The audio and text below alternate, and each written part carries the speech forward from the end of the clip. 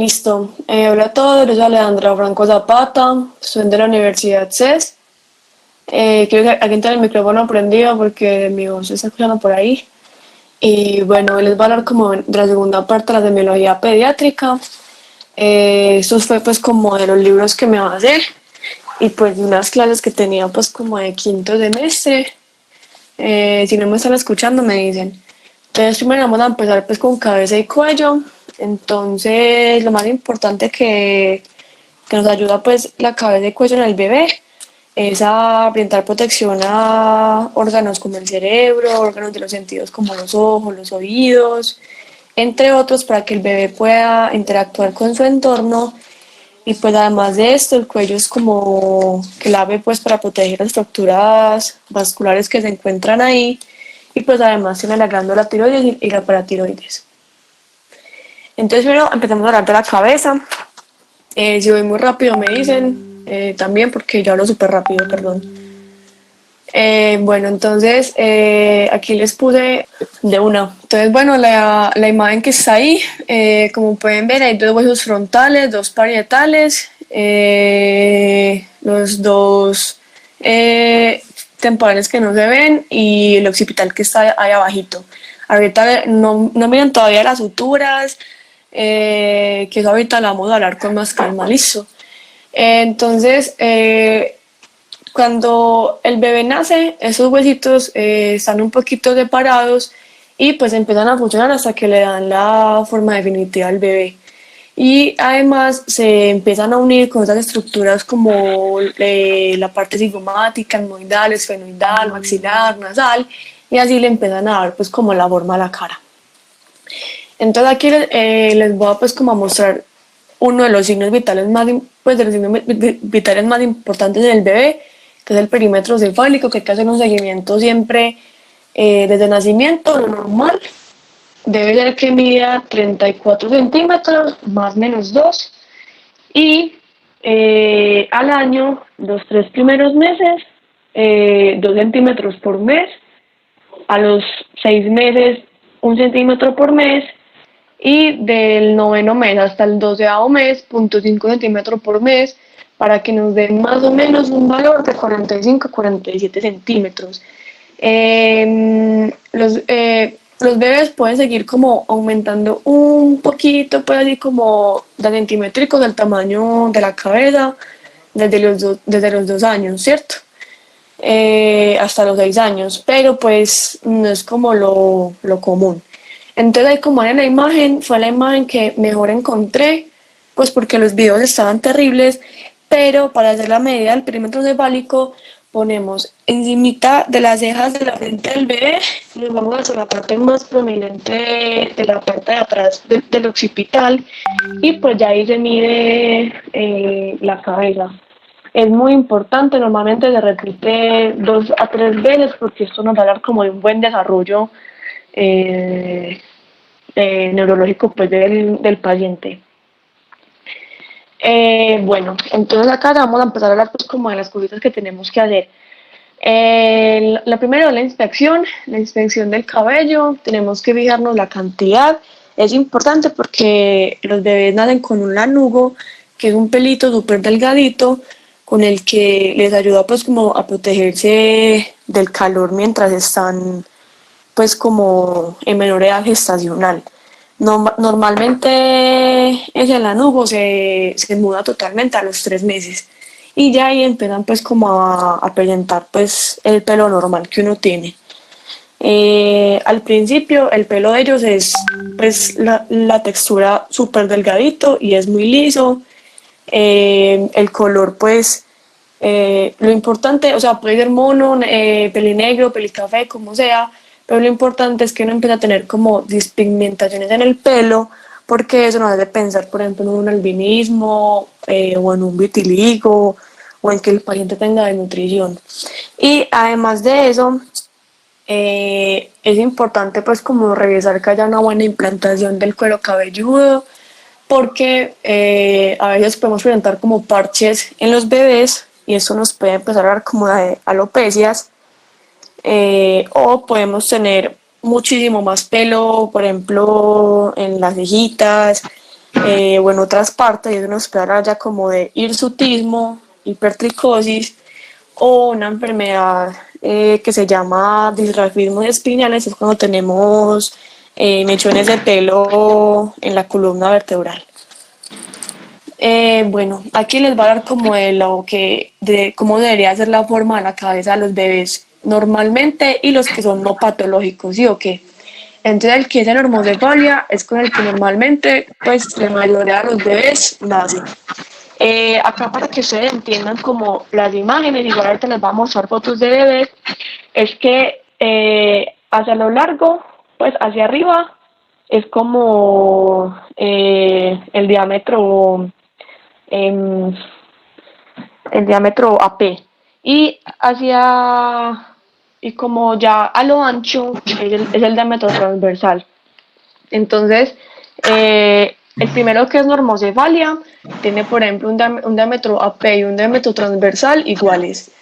La braquicefalia tiene un diámetro transverso mucho mayor que el diámetro AP, entonces parece literalmente como si fuera pues como un ovalito. Y la dolicocefalia tiene un diámetro AP mayor que el transverso y es porque a veces las fontanelas aún no se han cerrado. Y me falta uno que es la turricefalia, que es una forma cilíndrica de la cabeza. No puede contar como una foto mejor que la que está a la mano izquierda. Es la forma pues como más patológica, por decirlo así, sin ser patológico todavía en estas formas de la cabeza. Y es porque hay un cierre anormal de las suturas, que ya te las voy a mostrar bien otra vez la imagen. Esas son las fotos que encontré pues como más chéveres para que ustedes vean en sí cómo será en un bebé está pues como estas formas de la cabeza. Entonces miren, en la parte inferior a la izquierda empezamos con una normocefalia, omitan la segunda, vamos a la tercera que sería la braquicefalia, que les dije que era como ovalada. Ahí está la foto del bebé en la parte superior izquierda. Y la dolicocefalia, que es literalmente como si fuera un óvalo alargado. Y la que les puse en esta imagen, en la parte derecha, ese casco es el que se le pone normalmente a los bebés que tienen pues como un poquito de alteración en la forma para que la ayuden a recuperar. Recuérdense que un bebé me salga con ese tipo de, pues como de formas de la cabeza, puede ser porque en el parto pues apenas se están reacomodando, o porque cuando lo acostamos en la cuna la acuesta más de un lado que el otro.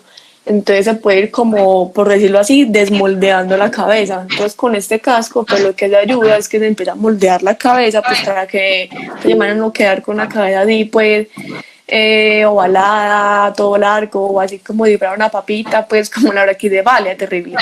Y aquí ya vamos a hablar como los tipos patológicos de las formas de la cabeza del bebé, que sí nos puede hablar como de una alteración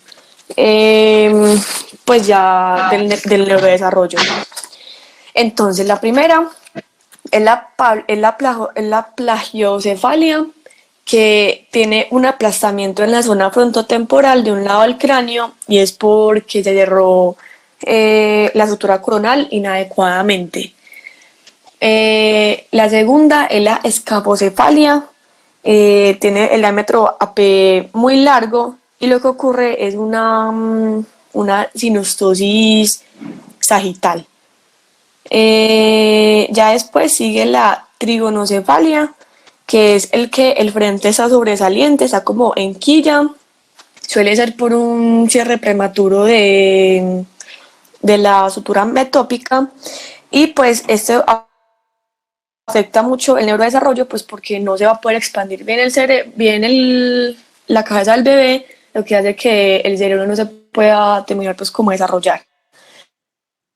Y estas animales les voy a mostrar. Y hay otras dos que son pues muy raras, tanto que la cuadrada, por ejemplo, no encontré pues como una imagen, pero nos habla de cuando las tuberosidades frontales y occipitales están salientes. Y la natiforme es cuando la tuberosidad frontal está saliente. Entonces vamos a dar las imágenes para que nos quede mucho más claro. La primera imagen que está superior a la izquierda sería una plagiocefalia. Miren al bebé de la... hay dos bebés ahí en superior, ¿cierto? El que está monito, como en una silla verde, se ve mucho mejor la plagiocefalia, que literalmente es como si le hubieran quitado un pedacito de cráneo. Luego, en la parte superior derecha está la escapocefalia, que es como si fuera muy parecida a la dolicocefalia. Lo único es que pues hay una sinostosis sagital. Entonces miren cómo debe haber de diferente a la dolicocefalia. Y la parte inferior tenemos una trigonocefalia, que literalmente es como si tuvieran un piquito al frente. La natiforme es como si tuvieran un chichón gigante en la cabeza, y es porque tenemos pues la parte frontal sobresaliente. Y la imagen que les puse a la derecha es pues como un casco que se le pone a un bebé con plagiocefalia, y pues esto les ayuda como a moldear un poco la estructura pues como del cráneo. Aquí pues esta es la misma imagen que les mostré ahorita, solamente que pues se las pinté porque por lo menos a mí me costaba mucho entender esto a magnitud. Entonces igualmente pues como que se las voy a explicar con esta y después con mi imagen para que quede más claro. Entonces, como les dije, la cabeza se conforma de 7 huesos, ¿sí o qué? Que son los frontales, los 2 frontales, 2 temporales, 2 parietales y un occipital.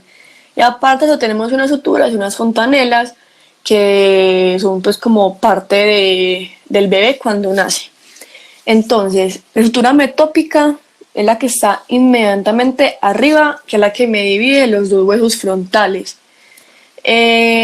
Y es la que se une a la fontanela anterior, que es la fontanela que vamos a ver pues como más grande en el bebé, y la que más se nos va a demorar a desaparecer, que recuerden que va hasta 18, 24 meses para que desaparezca. La sutura coronaria, que es la que por desgracia me parte en 2, la fontanela anterior, la sutura sagital, que es la que se va desde la fontanela anterior por toda la mitad hasta la fontanela posterior, que es la fontanela que está en la región occipital. Esta aparece aproximadamente al mes, es puntiforme, y la sutura lamboidea, que es la que nos cruza la fontanela posterior. Igual acá les dejo pues como mi dibujito por si de pronto les da de más fácil con colores de entender cuál es cada sutura. Miren que ahí están los 2 huesos frontales que me los divide la metópica. Luego está pasando por toda la mitad la coronaria, como les dije. Luego la sutura sagital baja de la fontanela anterior hasta la fontanela posterior. Y luego la sutura lamboidea pasa pues como por debajito de la sutura de la fontanela posterior. Por si les sirve un poquito así con colores más bonitos. Bueno, ¿por qué me importan las fontanelas? Porque normalmente tienen que estar un poquito deprimidas y pueden ser pulsátil. Cuando yo siento, por ejemplo, una fontanela que está abombada, yo tengo que pensar en que hay una meningitis, por ejemplo, porque hay un aumento en la presión intracraneana. O cuando está ya muy deprimida la fontanela, pues eso me ayuda a pensar en casos de deshidratación. Entonces es importante, pues como siempre en un bebé, revisar fontanelas, cuánto está midiendo. Algunas veces las suturas, por el moldeamiento de la cabeza, se nos puede montar una con la otra.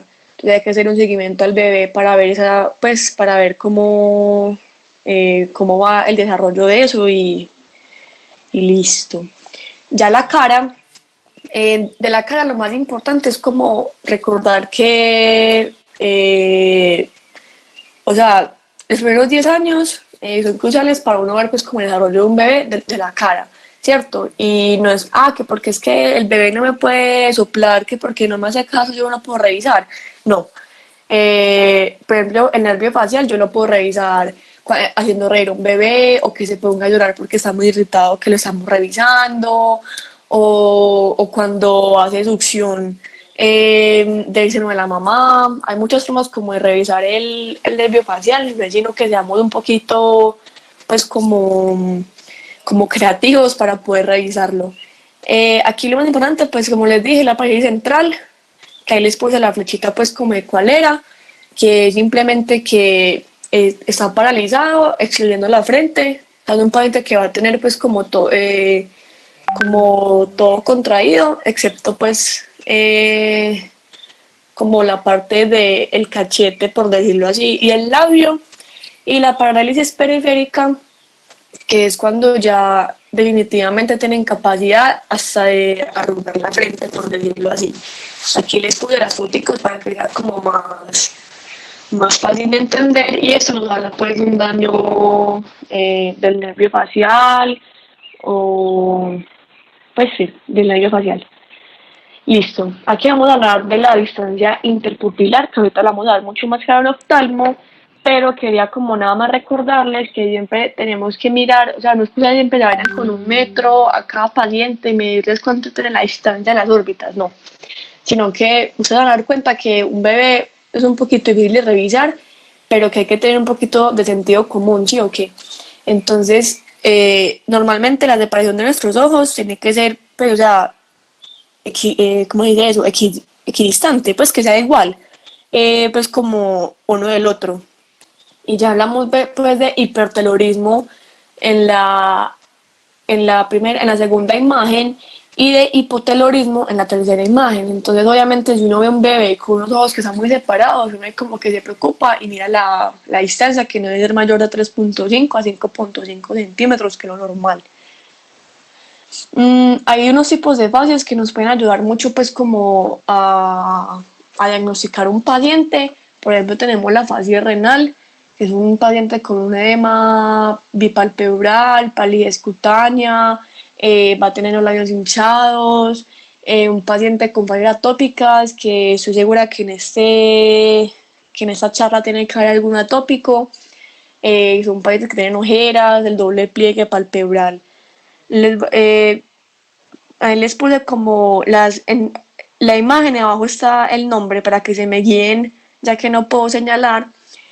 Las ojeras, el pliegue de Denny Morgan, que sería pues como el doble pliegue palpebral, el surco nasal, que es que como ellos se tocan tanto la nariz para arriba, como dice ahí en la imagen de la derecha, el saludo alérgico, entonces les queda ese doble plieguecito ahí, que se llama el surco nasal transverso. También puede tener hipertrofia de los cornetes, son pacientes que tienen las mucosas pálidas, pacientes que mantienen enfermos, que son de los que limpian la casa y hacen todo el polvero, y esos pacientes son los que se nos enferman, se nos ponen malucos y todo eso. También tenemos el paciente hipertiroideo. Busqué muchas imágenes de un bebé. La verdad, pues yo nunca hice un paciente pues pediátrico hipertiroideo, pero pues estaba ahí en la bibliografía, entonces me pareció importante pues como que lo tuviéramos en cuenta. Recuerden que son pacientes pues como les busqué la imagen más expresiva de todas, literalmente con exoftalmo, los ojos muy grandes, rostro delgado, pacientes que no pueden dormir, que se mantienen pues como activos, que pueden llegar a tener bocio, como el hasta paciente en el cuello, que es como, para que los que no saben qué es bocio, que es la bolita que tienen ahí en el cuello, pacientes con frecuencias cardíacas altas, presiones altas, todo eso. También tenemos al paciente cuchinoide, que se así encontré pues como el niño. Uno cree que son pacientes pues que están gorditos, y pues sí, pero pues no todos, pero la mayoría sí. Pero miren que el rostro es súper redondo, como si fuera literalmente una luna llena. Y tienen pues como los rasgos súper atenuados y pueden llegar a presentar acné. Y la base pues mongoloide, que a mí pues no me gusta decirlo de la forma, pero es como nos la decía en la bibliografía, que son pacientes con abertura palpebral estrecha, que tienen un rostro redondo, que tienen la boca abierta, que pueden tener la lengua muy grande, que son pues los pacientes con síndrome de Down. En el cuello tenemos dos estructuras grandes, que son el triángulo anterior y el triángulo posterior.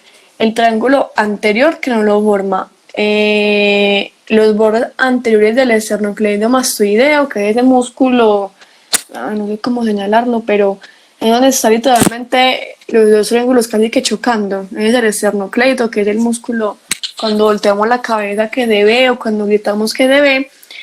Y el borde inferior de la mandíbula, pues que ahí está la mandíbula.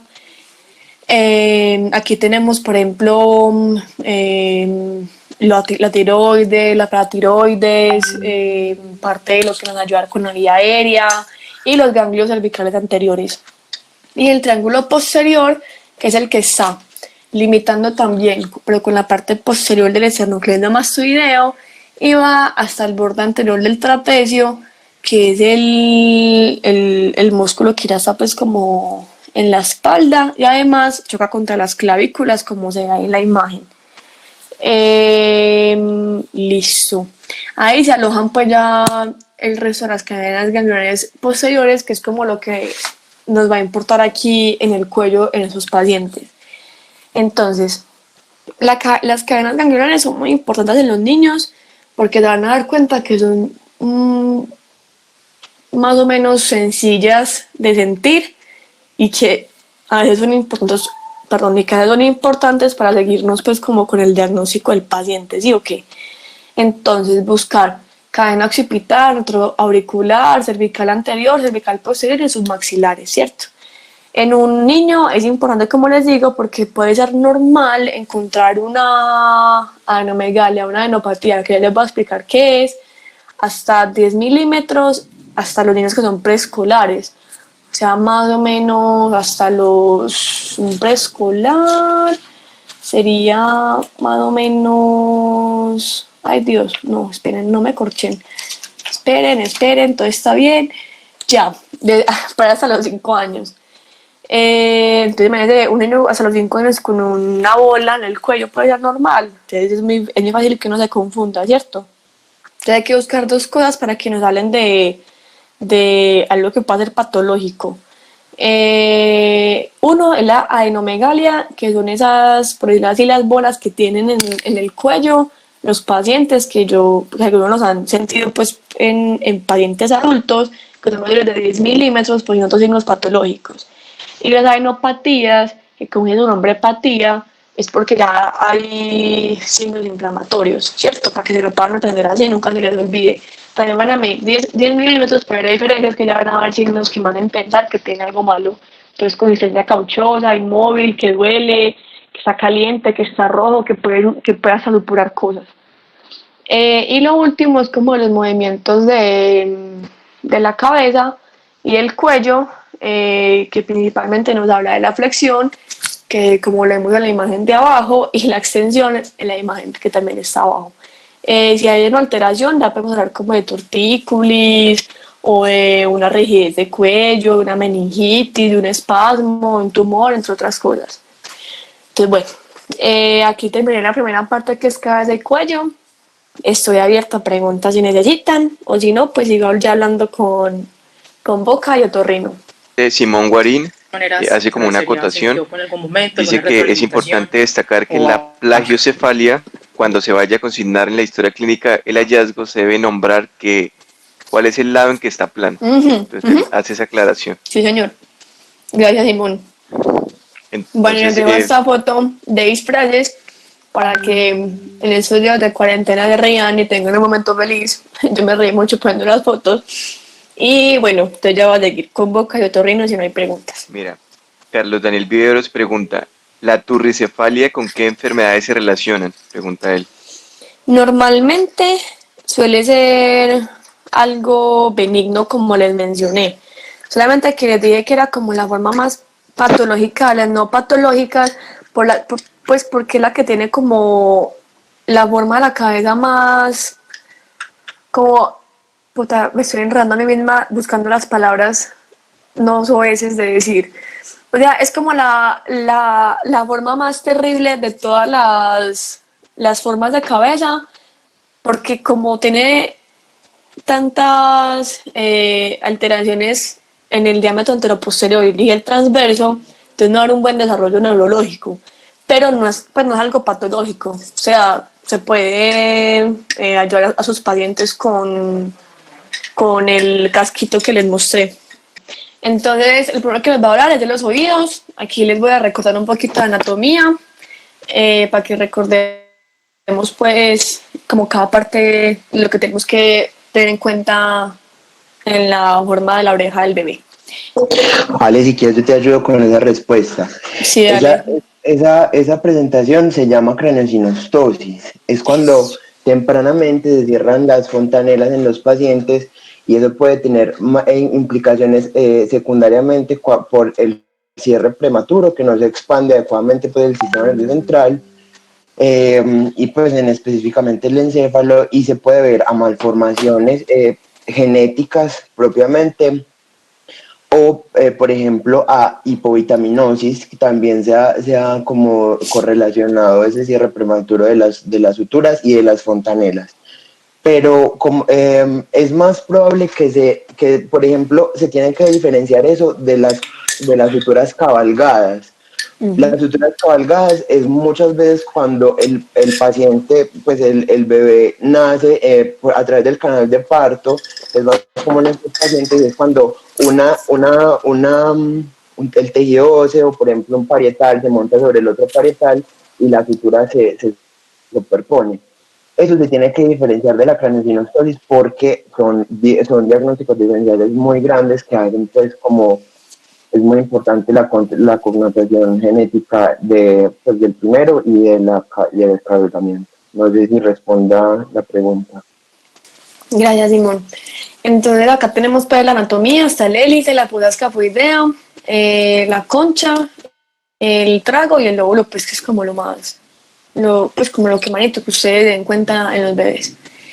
Entonces, en la parte externa es muy fácil, ¿sí o qué? Porque no hay uno mirar que esté toda la forma de la oreja completa, que la anatomía está intacta, que no esté ni muy grande ni muy pequeña, que no esté, por ejemplo, de un color negro, que no esté supurando nada, que no esté infectada, que esté dimétrica y que además no presente, por ejemplo, la bolita que les puse ahí, que se llama un apéndice, eh, un apéndice, eh, un apéndice, ay, no me va la palabra, un apéndice preauricular que me habla de, por ejemplo, alteraciones renales. Tiene que ser pues como muy pendientes de eso. La parte interna es la más maluca, que hasta en adultos es maluco, pero que en un bebé hay un truquito pues para que sea más fácil, que algunos siempre me gozan por eso, pero se las voy a enseñar a ustedes por si de pronto les sirva. Eso sí, yo nunca se las enseñé. Bueno, entonces lo más importante es primero traccionar la oreja hacia abajo y hacia adelante porque el conducto auditivo externo suele ser más oblicuo, entonces para ayudarnos a ver bien. El otoscopio se coge como si fuera un lápiz, ya que los bebés no son como un paciente grande que se nos va a quedar quieto. Un bebé le va a dar rabia, va a hacer una algarabía, se va a poner a pelear, se va a poner a llorar, va a tirar patadas, nos va, mejor dicho, a hacer el escándalo de su vida, porque nosotros, que no nos conoce, que no saben quiénes somos, le estamos haciendo lo que a no le gusta, que es revisarle los oídos porque eso molesta y les da miedo, ¿cierto? Entonces, de la parte auditiva externa, revisar que no tengan lesiones en piel o que no tengan pues como cerumen, porque esos bebés es muy fácil que se les acumule pues como la cera y que empiecen a presentar pues como hipoacusia o que la mamá diga que no, que es que ya no le para bolas, que es que ya lo llama y que ya no la mira, entonces para estar pendientes como de eso. Y lo otro importante que tenemos que revisar internamente es la membrana timpánica, que ya tiene que ser pues como en un adulto normal, un color perlado, ligeramente cóncavo. Aquí es la par flácida y la par extensa, que ya le muestro la imagen en la siguiente diapositiva. El cono luminoso en el cuadrante inferior anterior. Y fijarse que el color de la membrana esté bien, que no esté, por ejemplo, eritematosa o que el conducto no esté eritematoso, que no vea líquido adentro. Y pues lo principal es que para hacer una correcta otoscopia hay que inmovilizar al paciente, así le dé rabia, así sea muy feo, así lo que sea. Entonces esta parte pues como usted no maneja la cámara, Se las voy a mostrar ahorita. Bueno, no sé cómo, pero creo que me va a tocar coger un peluche y mostrarles pues cómo es la técnica que a mí me enseñaron cuando empecé pediatría. Y las técnicas que sí pues, que existen para inmovilizar. Aquí en esta imagen les muestro pues como la imagen del libro y la imagen real de cómo veríamos más o menos una otoscopia normal en un bebé, ¿sí o qué? Entonces, la división que nos hacen ahí, posterior superior, posterior inferior, anterior superior y anterior inferior. Normalmente el cono luminoso en el anterior inferior. La pars flácida, ahí nos la señalan, y la pars tensa, que está pues como toda la parte, pues como todo el huequito que acompaña al cono luminoso. El lumbo, el mango del martillo, y pues simplemente es como que la pars tensa contiene pues como todos los huesecillos pues para que se acuerden más fácil. Entonces tengo que mirar que estén los huesecillos, que todo esté pues como en orden anatómicamente. Aquí les muestro pues como en la parte superior un tímpano normal, la primera imagen, la segunda imagen, miren que esa manera timpánica, no, o sea, no se ve bien el cono luminoso, no se ve bien el lumbo, no se ve bien el brazo del martillo, donde está bien la pars tensa, la pars flácida, y es porque hay una perforación timpánica. Y abajo les estoy mostrando cómo se ve más o menos una otitis media aguda, una otitis media con efusión, que es cuando tenemos pues como líquido adentro. Esto uno se da cuenta es con lo que se llama neumatoscopio, que es como si fuera la boleta que uno pues con la que uno infla el tensiómetro, y eso lo que hace es que impulsa un poquito de viento en el oído y uno ve como la manera timpánica se mueve, pues o hace como el choque con el aire, nos ayuda pues como a pensar en patologías o que si existe el líquido ahí. Listo. La otra parte es nariz y senos paranasales. Entonces la nariz, evaluar siempre externamente el dorso de la nariz, la punta de la nariz, la porción cartilaginosa, la porción ósea, que no haya alguna deformidad, que no vaya a haber, por ejemplo, una fisura, una secreción rara, cualquier cosa. Y vengo a recordarles que la respiración de los niños es principalmente nasal. Por eso es importante cuando un niño nos viene congestionado, pues que se le vea el aleteo nasal, que es cuando las fosas nasales se les abren muy rápido, pues se les abren muy grandes, se les abren muy grandes, siempre pues como de hacerle lavados nasales, oxígeno si lo necesita. O sea, es un bebé que hay que correrle porque ellos no saben respirar por la boca. E internamente hay varias cosas que nos tienen que pues como preocupar. Entonces con el rinoscopio, primero vamos a hablar la mucosa nasal, también es algo que es terrible para los niños, que se van a dar cuenta que no se hace de rutina, a no ser que sea pues como algo que ustedes estén sospechando que hay algo ahí, porque ese sí que es, o sea, si la otoscopia es incómoda, Dios mío, la rinoscopia sí es, pero lo peor que puede existir para un bebé, eso sí que les da pero rabia. Entonces, la mucosa nasal, que esté rosada, que no esté pálida, que no haya secreciones raras. Los cornetes, que en la imagen de la derecha, la parte anatómica, le señala cornete nasal superior, nasal medio y nasal inferior. Hace ya muchos años, como cuando yo estaba como en segundo semestre de medicina, la forma en que me aprendí más fácil en reconocer los meatos y los cornetes es que los cornetes de la parte gordita y los meatos es el que queda en el, pues como vacía, para que si les sirve, pues si lo puedan aprender mucho más fácil. Y además, pues ver como los orificios que ya no llevan hacia los senos paranasales. Eso la verdad es muy complicado de ver, yo soy sincera. Creo que he hecho y mucho dos rinoscopias en mi vida y fue porque tenía una doctora que me hacía revisar cada bebé desde la punta del pelo hasta la punta del dedo del pie. Entonces me tocó pues como aprender, pero eso es lo que uno hace de rutina, que ustedes nunca van a ver pelante corriendo con rinoscopio pues por todo lado, ¿no? Listo. Y además de todo, pues revisen siempre el tabique, que no esté desviado, que no tenga un daño o que no existan fístulas, cualquier cosa. Ya que hablamos de los senos paranasales, acá les puse pues como el seno paranasal frontal y el seno paranasal maxilar. En la otra diapositiva les pongo los otros. Son cavidades que están neumatizadas dentro del cráneo de la cara del ser humano, que permiten muchas cosas. Una, por ejemplo, es calentar y humedecer el aire. Otra es que nos ayudan a dar la resonancia de la voz. Otras que nos producen la secreción de los mocos. Otras que son los que captan las partículas que entran extrañas por la parte nasal, ahí mismo las expulsan. Y otra la que nos ayuda pues como a darle más sensibilidad al olfato. Y aquí les muestro pues como los senos paranasales etmoidales y los esfenoidales. Entonces, les voy a decir pues como cuando empiezan a nacer el bebé. El maxilar y el etmoidal anterior están presentes desde el nacimiento. El etmoidal posterior y el esfenoidal alrededor de los 3 años y los frontales alrededor de los 7 años. Normalmente podemos revisar pues cómo están los senos paranasales es con una linternita, se les pone pues como en la cara y se mira si transilumina o no transilumina. Listo, la boca y la orofaringe.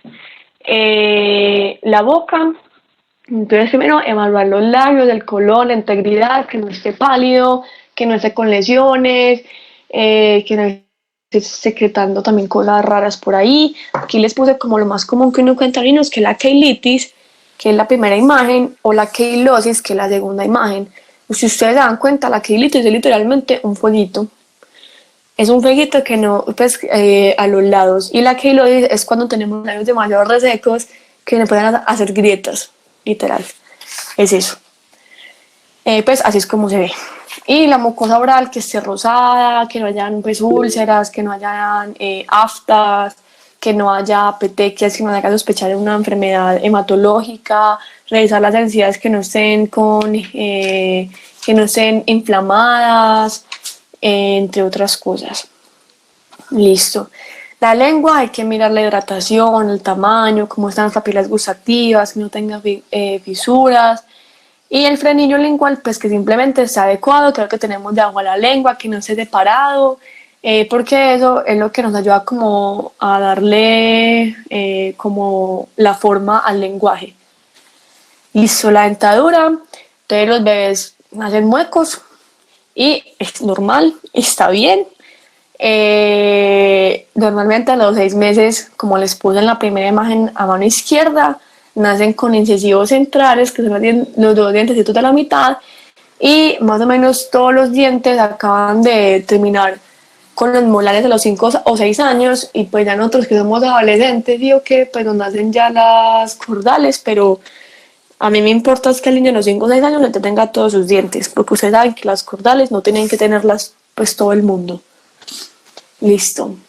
La orofaringe, les puse más bien como esa imagen en vez de información porque la orofaringe es algo que es más visual, más que todo, que simplemente que veamos paladar duro, paladar blanco, la úvula que puede ser pues como bífida, puede llegar a ser normal, las amígdalas que pues no estén hipertróficas, que no tengan secreciones, o que me estén tapando como pues como todo el campo, y para la lengua.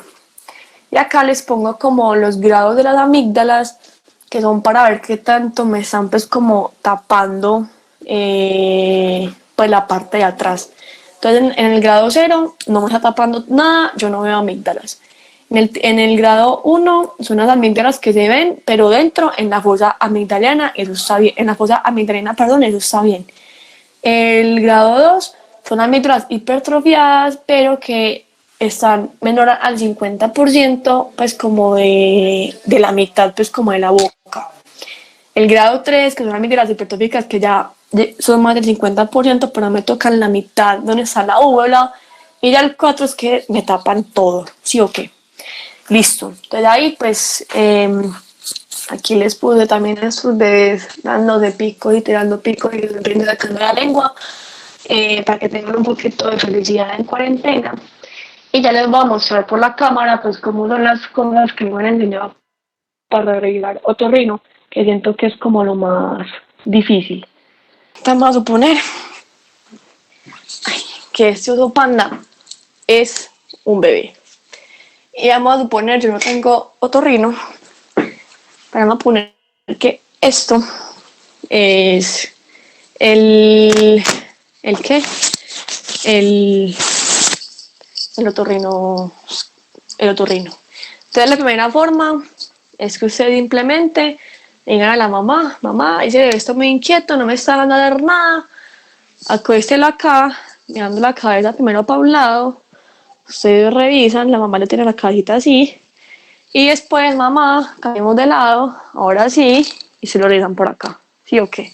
Es como la forma que normalmente funciona, pero a veces las mamás les da miedo, que porque creen que le está haciendo daño, que le está lastimando y no sé qué más.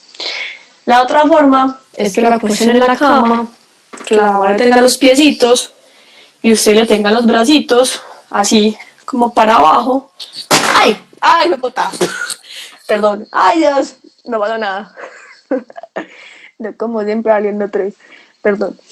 Y que no pase nada. Perdón. Los brazos para arriba o los brazos para abajo y ustedes sin revisan. Por eso es muy incómodo para el bebé. También se les va a mover como nunca. La norma que una vez me mencionó una doctora que nunca se me olvida, en quinto de meses cuando le dije que se la había revisado porque es que de verdad estaba llorando mucho, ella me dijo que, o sea, que a ella no le importaba, que tenía que revisar los oídos porque se había consultado por eso. Me regañó y nunca se me olvidó en toda mi vida cómo revisar a un bebé. Yo le llamo taclear a un niño, ¿cierto?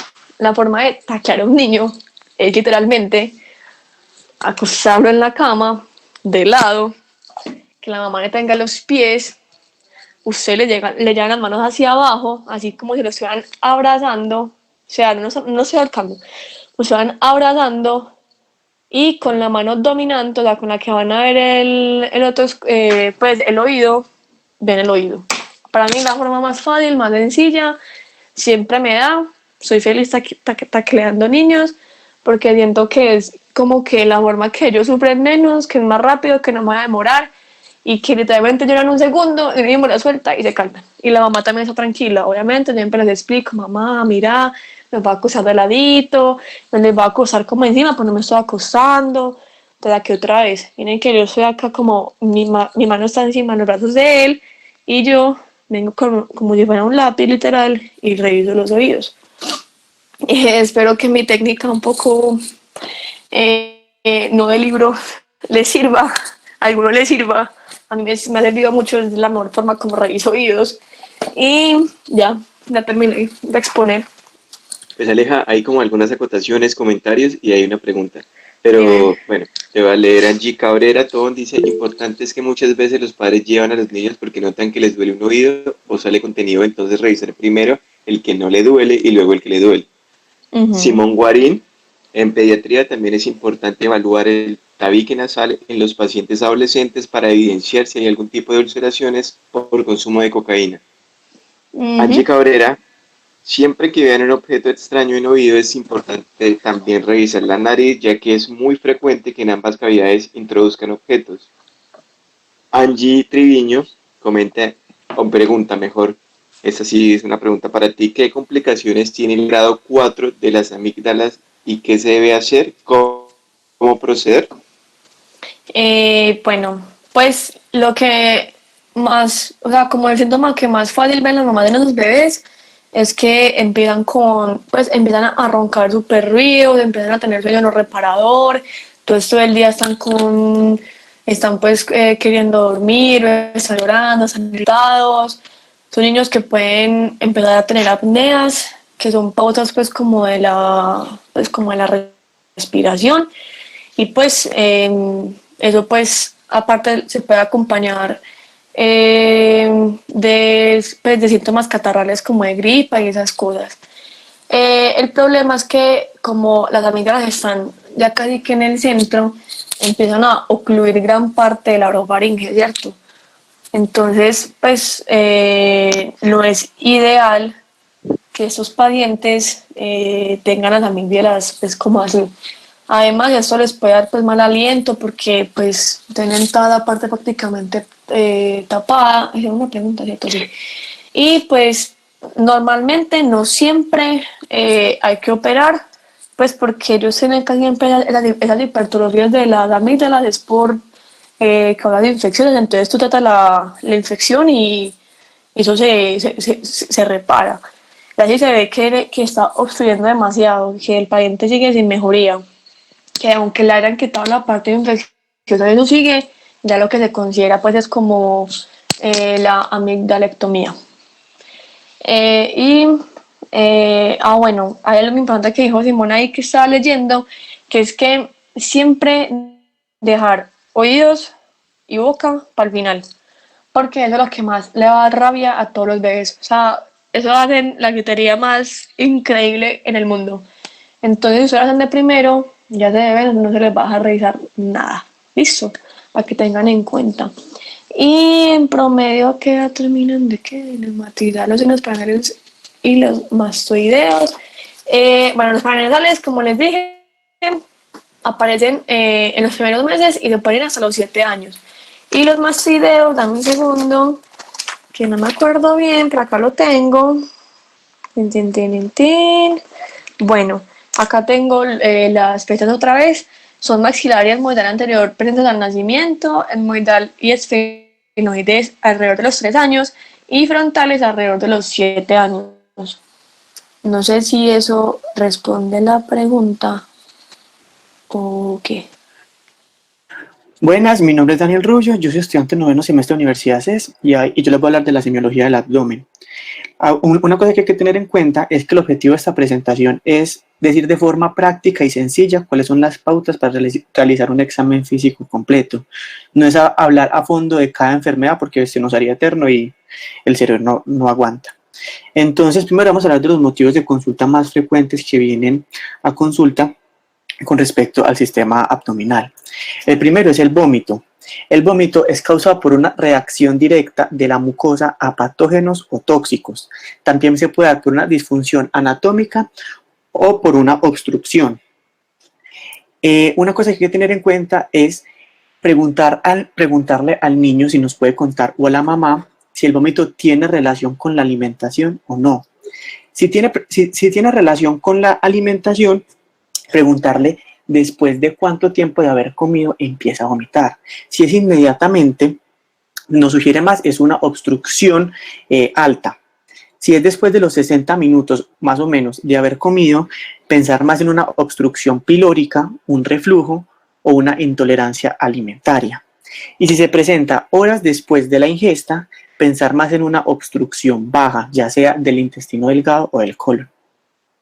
También preguntar las características, la presencia de sangre, si el vómito tiene sangre, pensar más en un sangrado digestivo. Si es bilioso, o sea, como la bilis que es como amarillo verdosa, pensar más en una obstrucción a nivel del esfínter de Oddi, que es en la segunda porción del duodeno, y si es fecaloide, que es como popó que le saliera por el vómito, pensar más en una obstrucción en el colon o en el ilion distal. Y otra cosa que hay que preguntar es si el niño presenta vómito en proyectil. ¿Cómo se lo preguntamos a la mamá? Le decimos, el niño cuando vomita, el vómito le cae ahí mismo en la ropa o avanza un poco o sale disparado. Eso nos hace pensar no tanto en una manifestación gastrointestinal, sino pensar en algo más neurológico. Otro síntoma importante es la diarrea. La diarrea es el aumento de la frecuencia y la disminución en la consistencia de las deposiciones. Uno, para estar seguro de que tiene diarrea, hay una escala que se llama la escala Bristol.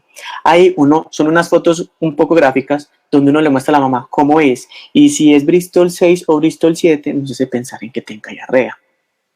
Normalmente la causa más frecuente de la diarrea es infecciosa, pero también puede ser provocada por otros problemas gastrointestinales e incluso problemas fuera del tracto gastrointestinal, como trastornos tiroideos, como la ingesta de medicamentos o hasta también problemas psicosociales pueden llevar a que el niño me presente diarrea. Con respecto a la diarrea hay que preguntarle cómo es el color. Hay diferentes tipos de diarrea, pues de deposiciones, y dependiendo del color uno puede pensar más en una o en otra. Por ejemplo, las melenas es sangre, pero es sangre coagulada, es sangre como más rojo oscuro. Nos hace pensar más en sangrado del tracto digestivo superior. La rectorragia y la hematoquexia es popo en la sangre, pero es sangre viva, por así decirlo. La rectorragia no tiene nada que ver con las deposiciones, o sea, aunque se le pase al niño limpiándole la cola y aparezca con sangre, es rectorragia, mientras que la hematoquexia es relacionada con las deposiciones. Y por último es la acolia, que es cuando el popó no tiene un color característico café, sino que es más claro e incluso puede llegar a ser blanco, y es más por problemas biliares. También hay que preguntar si la diarrea tiene grasa. ¿Por qué? Si la diarrea tiene grasa y está asociada a alimentos flotantes y a mal olor, nos hace pensar es que hay un problema en la mala absorción. En la cantidad, eso es muy difícil de preguntarlo porque porque la mamá no sabe decirnos cuánto. Pero si es un niño que todavía usa pañales, uno le puede preguntar cuántos pañales usaba antes del episodio y cuántos en este momento. Y ahí uno puede saber si en realidad sí presenta diarrea o no. La duración es importante, sobre todo si se presenta por más de 14 días, ya se considera es una diarrea persistente, y esta diarrea hay que prestarle mucha más atención porque es una causa de alta mortalidad en los niños. Y otra cosa importante es la dermatitis del pañal. Los niños que presentan diarrea por estar estando limpiando constantemente van a empezar a presentar esta dermatitis, y nos hace pensar, aunque no es patognomónico, en intolerancia a la lactosa. Se presenta esta dermatitis porque como no se va a absorber estos carbohidratos, van a alterar el pH fecal y cuando entra en contacto con la piel va a causar irritación. Tenemos el dolor. El dolor es consecuencia de inflamación, de infección o de distensión de vísceras huecas. Aquí en el dolor hay que preguntar todo lo que más podamos, cómo es el tipo de dolor, cómo es el tiempo, de hace cuánto la está presentando, la localización, la intensidad y la irradiación. Para esto es muy importante preguntar la localización. Si el niño, el problema es, en los niños que no nos pueden hablar, pues no va a haber forma a la anamnesis de saber qué lugar es, porque ellos solo van a manifestarlo como una irritabilidad y un llanto. Pero si son más grandes, se puede alcanzar a ver, pues a preguntarle cómo, pues, dónde está ubicado el dolor. Hay dos formas de dividir el abdomen para que sea más fácil localizarlo. La primera, que es la que está a su derecha, es dividir los cuadrantes trazando una línea desde el esternón hasta el pubis, pasando por el ombligo, y otra perpendicular al ombligo. Así lo dividimos en cuadrante superior derecho, superior izquierdo, inferior derecho e inferior izquierdo. Y la otra es trazando dos líneas verticales, como prolongar de la línea medioclavicular por todo el abdomen hasta el ligamento inguinal, pues hasta abajo ya del todo, y otras dos horizontales por el borde costal inferior. Ahí, como podemos ver en la foto, hay la del borde costal y otra de las crestas ilíacas. Eso hace que se nos divida el abdomen en 4: en hipocondrio derecho e izquierdo, en flanco o vacío derecho e izquierdo, en fosa ilíaca derecha e izquierda, en epigastrio, mesogastrio e hipogastrio. En cada región en específico va a haber ciertos órganos que nos van a hacer pensar que si les duele ahí, hay que pensar como en esos órganos. Por ejemplo, en el hipocondrio derecho está el hígado y las vías biliares. En el epigastrio ahí está el estómago, está el píloro y está la primera y segunda porción del duodeno. En el hipocondrio izquierdo está también el estómago, está también el vaso. En los flancos, tanto derecho como izquierdo, está el riñón, y así sucesivamente en cada parte que está dividido, pues van a contar cosas distintas. Y el último síntoma, aunque hay muchos más, como los más comunes que se presentan, es el estreñimiento. El estreñimiento se da por una alteración en la motilidad, por una obstrucción o por una supresión funcional. El estreñimiento se define como la expulsión poco frecuente de materia fecal o por una expulsión dolorosa de heces duras que puede salir o no la materia fecal. Aquí hay que preguntar la frecuencia, la consistencia, el aspecto, la sangre o el dolor asociado. Preguntar cómo es la dieta del niño, si come mucha fibra, si no, si come a deshoras, si come más grasa, si come más proteína. Y también el consumo de medicamentos, algunos medicamentos que se asocian a estreñimiento. Hay algo que es el estreñimiento funcional, que normalmente está acompañada del hábito retentor. Como el niño ya sabe que sufre de eso y porque sabe que le va a doler, prefiere aguantar las ganas de dar del cuerpo, presentando pues como esto, y ellos van a presentar pues una materia fecal dura causando fisuras y deposición con sangre. Y la incontinencia por rebosamiento es como el niño no quiere dar del cuerpo, llega al punto donde aunque no quiera, porque ya se llenó, pues se le sale. Hay causas orgánicas e extraintestinales del estreñimiento. Las orgánicas tenemos una estenosis anal o una obstrucción intestinal, mientras las extraintestinales puede ser un hipotiroidismo, una alteración de electrolitos o alteración en el sistema nervioso central. Bueno, ahora el examen físico. Una cosa importante es tenemos que prepararnos. La idea es tener al niño lo más calmado posible, porque si llora va a tensar el abdomen y como lo va a tensar no lo vamos a poder examinar bien. La idea es que el niño se acueste boca arriba, con los brazos extendidos, con la cabeza apoyada y evitar que cuando lo vayamos a tocar tengamos las manos frías y que el fonendo tampoco esté frío porque vamos a generar pues como que no sea tan confiable el examen físico. Como siempre, lo primero es la inspección. En la inspección hay que ver mucho. Primero hay que ver la forma del abdomen. El abdomen de los niños no es el mismo que el de ya el de los adultos. En un neonato y en un lactante se puede ver ligeramente globoso por la abundancia de tejido adiposo, porque tienen un hígado grande, porque tienen un tubo digestivo de mayor tamaño, porque la vejiga está ubicada también en el abdomen, pero eso ya es normal. Pero hay otras que no son como tan normales y nos hace pensar en otras patologías. Por ejemplo, la hernia diafragmática tiene contenido abdominal. El contenido abdominal invade la cavidad torácica, dando un abdomen en forma escafoidea o anormal, que es este, es el escafoideo, y tenemos la ascitis, que es la acumulación de líquido peritoneal. Aquí depende de cuánto sea la cantidad. Si es poca cantidad, normalmente se acumula en los flancos y es el vientre de batracio, que es que batracio viendo que es como una rana. Y si la cantidad ya es muy abundante, ya es como que el abdomen se va a ver brillante, con dilataciones venosas, el ombligo se va a protruir y va a haber incluso diástasis de los rectos. Con respecto a la inspección de la piel, hay que mirar el aspecto, los cambios de la coloración y las estrías. Mirar manifestaciones hemorrágicas que son el signo de Cullen y de Gray-Turner. El signo de Cullen es periumbilical y el de Gray-Turner es en los flancos y es indicativo de un sangrado abdominal. Ver el color de la piel. Normalmente el color de la piel en el abdomen es igual al resto del cuerpo o puede ser levemente más pálido dependiendo de la exposición pues, solar. Y por último, ver la red venosa, ver cómo es la dirección del flujo sanguíneo para ver el sentido del llenado vascular. Entonces, como se ve acá en la foto, lo que se hace es se usan presionando el segundo y el tercer dedo. Se presiona sobre la vena y se escurre, por así decirlo, la vena en direcciones opuestas. Primero uno suelta un dedo y ve la sangre para dónde va. Y después vuelve a hacer el mismo proceso y suelta el otro dedo y ve la sangre para dónde va.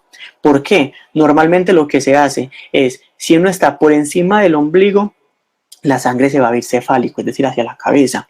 Y cuando está debajo del ombligo, la sangre se va a ir caudal, es decir, hacia las piernas. Porque es importante, porque en niños con obstrucciones de la vena cava inferior, el flujo por debajo del ombligo se invierte, es decir, todo se va a ir sin importar si estamos por encima o por debajo del ombligo, todo se va a ir hacia la cabeza. Con respecto, otra cosa importante es examinar el ombligo, ver la ubicación, que debe ser central, debe ser en toda la mitad, y en los neonatos, no solo en la mitad, o sea, también en la mitad de todo el abdomen. Pero a medida que van creciendo, el ombligo va a ir bajando hasta quedar en la parte más inferior, como lo tenemos todos, por así decirlo. El ombligo puede estar invertido o ligeramente vertido. No puede estar inflamado, no puede tener edemas, no puede tener masas, protrusiones, tiene que estar seco y sin mal olor. Una cosa que podemos ver en el ombligo es las hernias, que es la salida de un órgano intraabdominal.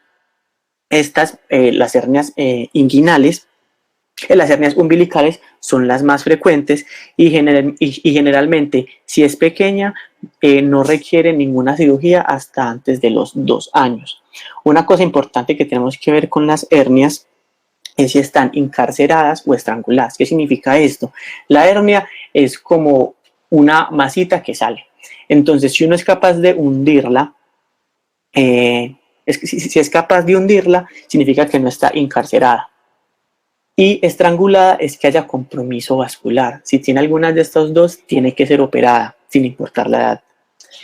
No solo hay hernias umbilicales, también hay hernias inguinales, epigástricas o crurales, que también requieren cirugía. Otra cosa importante que ver es con respecto a la musculatura. Es importante evaluar el tono y la integridad de los músculos rectos. Si se separan por alguna razón, va a causar diastasis de los rectos, que es que en toda la mitad se va a ver una depresión en la línea media, desde el esternón hasta el ombligo.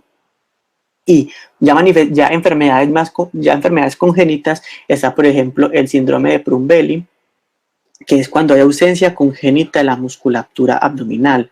El abdomen es flácido y al ser flácido se pueden resaltar los órganos abdominales y le da la apariencia, como vemos en la foto, de una pasa. Otras cosas importantes que hacer a la inspección es ver la hidratación de un niño.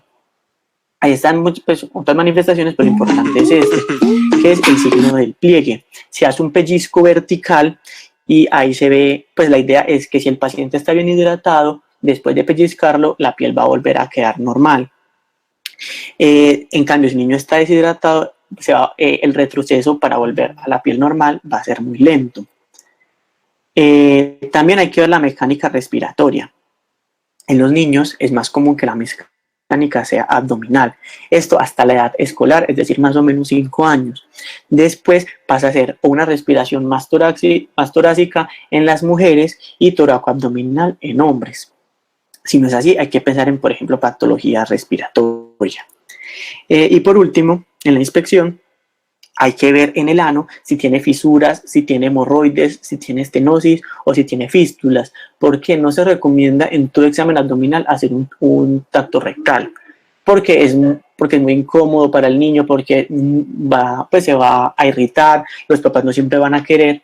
Entonces, fijarse si tiene estas manifestaciones para ver si hay que hacerlo o no.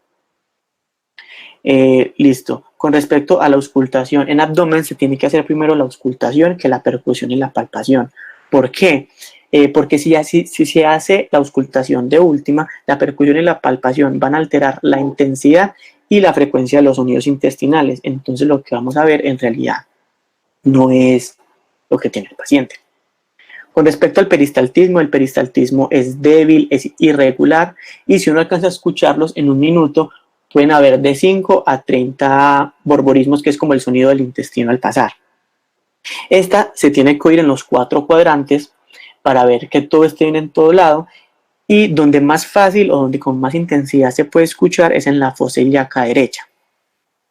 El peristaltismo puede estar aumentado o disminuido, aumentado en gastroenteritis y en la fase inicial de la obstrucción, pero ya después de esa fase va a estar disminuido o ausente, al igual que en el ilio.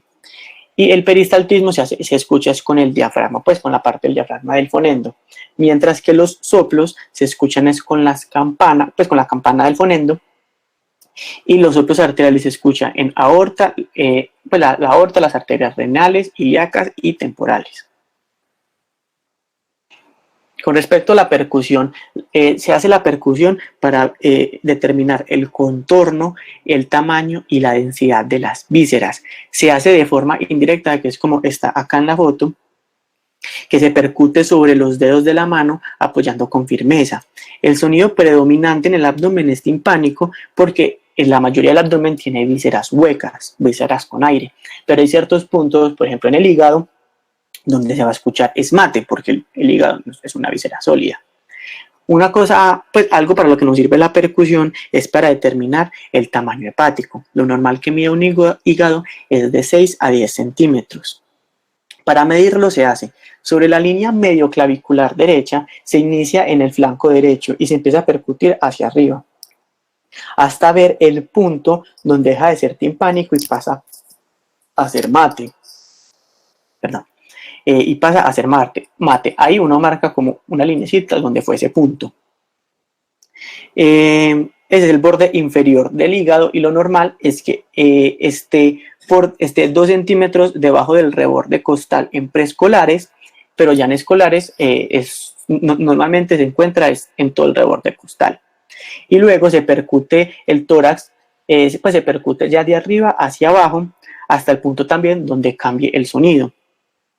Ahí ya otra vez es el reborde superior del hígado.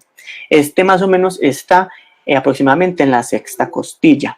Uno ahí ya pues se marca el reborde superior. Uno ahí mide cuánto es. Si mide de 6 a 10 centímetros no tiene nada. Si está aumentado de tamaño, uno piensa en hepatomegalia. Pero si está de buen tamaño, pero está muy caído, es decir, no está el borde superior en la sexta costilla, sino el reborde costal, y el borde inferior lo encontramos muy por debajo, hay que pensar más en una ptosis hepática. En la percusión también se puede evaluar si el paciente tiene ascitis o no. La ascitis es la acumulación, como ya dije, de líquido. Se hace mediante 2 exámenes, la onda ascítica y la matidez desplazable. Así se hace la onda ascítica. Se requiere una tercera mano, entonces uno le puede decir al niño si es grande o a la mamá que ponga la mano, así como está en la foto, en la línea media del abdomen. Entonces lo que uno hace es pone una mano en un lado y con la otra golpea el otro lado. Si la mano contraria a la que se dio el golpe siente las vibraciones, tiene una onda ascítica positiva.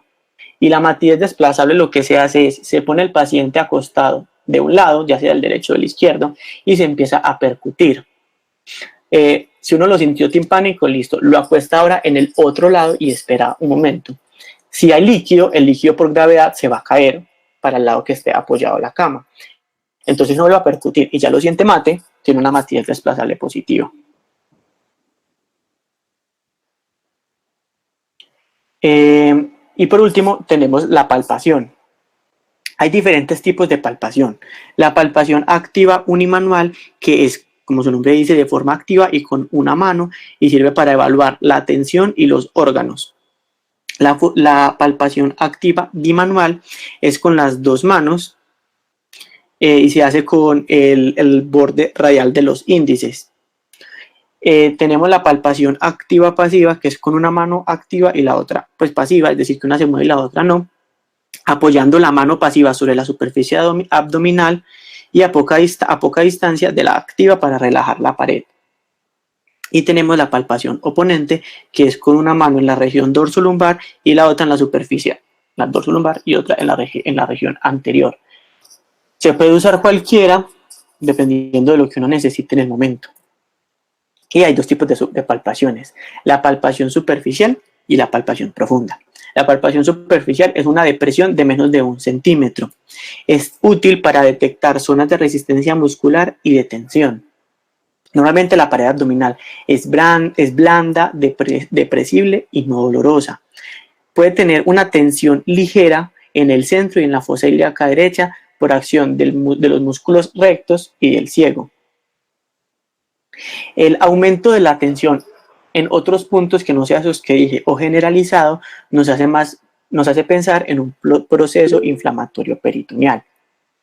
También se evalúan los reflejos abdominales, que es rozar la pared abdominal con una uña o con un objeto afilado y ver cómo la contracción muscular arrastra el ombligo hacia el lado estimulado. Hay muchos signos, al igual que en el adulto, para ver cómo está el abdomen. Tenemos Blomberg, que es una sensibilidad al rebote. Tenemos McBurney, que el Blomberg es en el punto de McBurney, y si duele, nos hace pensar en una apendicitis. Tenemos Robson, que es un dolor en la fosa ilíaca derecha al presionar en el cuadrante inferior izquierdo por viaje de los gases. También nos hace pensar en apendicitis. Markle, que es golpe talón, que también nos hace pensar en apendicitis. Y por último Murphy, que es en el cuadrante superior derecho, es una detención brusca de la inspiración al palpar en el hipocondrio derecho, y esta nos hace pensar más en una colecistitis. Listo. Y por último tenemos la palpación profunda. Esta nos sirve para delimitar mejor los órganos y detectar masas menos obvias. Lo importante de las masas es ver la localización, el tamaño, la forma, la consistencia, o sea, tratar de saber todas las características de esa masa para determinar cómo es. Una cosa importante es determinar si la masa es superficial o intraabdominal. Lo que se hace es elevar la cabeza del niño un poco. Si la masa es superficial, se va a seguir palpando la masa. Pero si es intraabdominal, por acción de los músculos, la masa va a desaparecer. Para palpar el hígado hay muchas maniobras. Tenemos la palpación simple, que es esta de acá, que es con la mano derecha paralela al reborde costal. Se trata de buscar el borde del hígado. Se inicia desde la fosa ilíaca derecha porque no sabemos si el paciente puede tener una tosis o una hepatomegalia. Y si empezamos desde el reborde, pues lo vamos a sentir de una y pues la idea es encontrar justo el reborde. Entonces se empieza en la fosa ilíaca derecha y se va subiendo hasta chocar con él. Se puede aprovechar la respiración del paciente para percibir el borde. Tenemos la maniobra de Chauffard, que aquí te corto un poquito, que es con la mano izquierda entre el niño y la mesa del examen, se presiona hacia arriba cuando el niño inspira. Y con la mano derecha se hace la palpación simple. Esto hace que se pueda sentir más fácil el borde del hígado. Y por último tenemos la maniobra de enganche, que lo que hacemos es nosotros nos ubicamos en la cabecera del paciente y formamos un gancho con la mano derecha alrededor de la margen costal, así como está acá. Y cuando el niño inspire, o si el niño está llorando, podemos aprovechar cuando esté llorando, que tome el aire después de ya haber llorado todo, para capturar el hígado y sentir cuando pasa por entre nuestras manos. Y por último tenemos la puñopercusión renal, que esta se hace entre la última vértebra torácica y entre la lumbar 2 o la lumbar 3. Y se hace un puño, no duro, a ambos lados, tanto el derecho como el izquierdo, y si llega a tener sensibilidad, pensar es en una puñopercusión renal, pues decir puñopercusión renal positiva, que nos hace pensar en una pielonefritis. Y ya eso fue todo. Dani, Dímelo. o pues si alguien sabe, espérate que hay dos preguntas. Dímela. Que intenté responderlas, pero por si de pronto tienen algo distinto ustedes. La primera es, si a un bebé le están saliendo los primeros dientes y presenta vómito, ¿puede ser por los dientes o puede ser otra causa? Dale. A ver, el vómito casi nunca es causado por que salgan los dientes, pero en casos raros se puede generar, pero es más de tipo alimentario. No es lo más común, lo importante es, si está con ese vómito, buscar otras causas. Y si ya descartaron otras causas y lo están asociando a eso, pues se podría decir que sí. Listo, y la otra es, ¿cuáles son las causas más frecuentes de ascitis en pediatría? Pues en neonatos puede ser de origen biliar, es por un compromiso congénito que genera una perforación espontánea de las vías biliares. Normalmente esta causa es desconocida.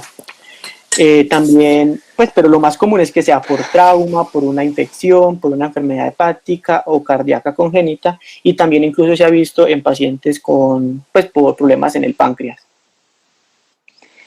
Listo. Y otra pregunta que nos acaban de hacer es causa de las hernias en los pacientes pediátricos. ¿Causa de qué? De hernias en los pacientes pediátricos. Pues normalmente son congénitas y se da porque durante el periodo embrionario no hubo un cierre, pues por ejemplo en la hernia inguinal, por la musculatura de los rectos no hubo como un cierre total y se quedó como una pequeña fisura, por así decirlo, y por ahí es que sale. Y espérame que tenemos otra, que es cuáles son las recomendaciones que se dan a un paciente con estreñimiento, aparte pues de la alimentación adecuada. Pues en un paciente pediátrico, yo tengo entendido que no está pues como indicado mandar el tratamiento farmacológico porque aún están muy pequeños. Es como ya dependiendo pues de la edad que tengan. Lo más importante para ellos es pues como dijo Daniel, es la alimentación adecuada. Sobre todo, por ejemplo, si se están apenas en el periodo de los 6 meses, recomendar demasiado la lactancia materna, que eso les puede ayudar para eso. No sé si de pronto alguno sabe si algún medicamento se les puede mandar. Yo tengo entendido que tan chiquitos es solamente alimentación. Ya yo creo que a partir más o menos de los 10 años sí se les puede mandar pues como algo farmacológico, pero si alguien sabe algo, bienvenido. Lo importante es ver el estreñimiento, por qué se está dando, porque también pueden ser problemas congénitos, que tenga una obstrucción, que tenga una malformación, y el mandarle los medicamentos, pues mandarle algo no va a cambiar sus síntomas. Si ya después de que se descartó un problema congénito o anatómico, ya sí es pues recomendar fibras, que el niño coma en un ambiente tranquilo, que no tengan pues que no esté con el televisor o con la tablet, que sea y que también al dar del cuerpo sea un ambiente tranquilo, que sea en una buena posición, que tenga un banquito para apoyar bien los pies. Y tenemos otra pregunta. Tenemos otra pregunta que es si un bebé presenta reflujo, ¿cuáles pueden ser las causas? Por ejemplo, puede ser que Pues puede ser, por ejemplo, una estenosis pilórica, puede ser como intolerancia a los alimentos, puede ser un medicamento, puede ser también, pues si es muy niño y apenas le están iniciando la alimentación, pues con la leche, intolerancia también a la lactosa. O que le están acostando mal, pues que por ejemplo le den la comida y mismo la cuesten y le saquen los gases. Y Edgar nos comparta también que el reflujo puede ser fisiológico. Y nos preguntan sobre el estreñimiento, que si se puede dar en edad de preescolares. Angie le responde que lo primero son cambios en la alimentación y seguimiento. También se llama Angie, pregunta que si aún no se mandan medicamentos, y la otra Angie le responde que se inicia dieta y ejercicio, pero a veces si es necesario pues se continúa con medidas farmacológicas. Y otra cosa que quería decir, ya que busqué, en lo de la erupción de los dientes no es tan común que presente vómito. Lo más común es que presente una irritación gingival, que el niño esté irritable y que tenga aumento de la salivación. Y ya menos frecuente es que se ha visto el hábito de chuparse los dedos, que tengan pérdida del apetito, que no estén durmiendo bien, que tengan fiebre, que tengan vómito, pero como ya dije, el vómito no es lo más común. Hola chicos, ¿cómo están? Mi nombre es Amira Guzmán, yo soy estudiante de medicina, estoy en 9º semestre de la Universidad de Sucre en Sincelejo, Sucre. Entonces, pues ahorita voy a abarcar un poco sobre la semiología pediátrica oftalmológica y vamos a ver cuál es la importancia de esto. Entonces, para empezar, primero quiero como hacer Bueno, entonces lo primero pues vamos a hacer un pequeño recuerdo como ya les comenté. Lo primero es ver que acá tenemos pues una imagen del ojo. Esta parte blanca que vemos aquí es como la primera capa y es lo que tiene que ver con la esclerótica. La segunda, que es esta delgadita que vemos acá, es la coroides, que es pues donde se encuentran principalmente todos los vasos sanguíneos. Y por último tenemos la retina, que es digamos como la más profunda. Por acá tenemos esta prominencia que corresponde a la córnea y que dentro de ella pues vamos a encontrar lo que es las cámaras anterior y las posteriores, que son estas pequeñitas que están acá. Ambas van a estar llenas de humor acuoso. Esto que vemos aquí que divide a las cámaras es el iris. Como sé que de pronto hay de todos los semestres, sabemos que esta es como la parte de colores del ojo, y lo que se deja ver entre eso corresponde a la pupila. Esto es el cristalino, y aquí vemos dos ejes. El eje óptico, que pues es simplemente como una línea imaginaria que va a conectar lo que es el polo anterior con el polo posterior del ojo, y el otro que es el eje visual, que corresponde al que va a través de la fóvea. Esta parte de acá va a estar llena, digamos, del humor vítreo, que lo rellena completamente. Y bueno, eso es como lo más importante para estar un poco ubicado. Entonces, continuando con la introducción, pues les traigo esta imagen por dos razones.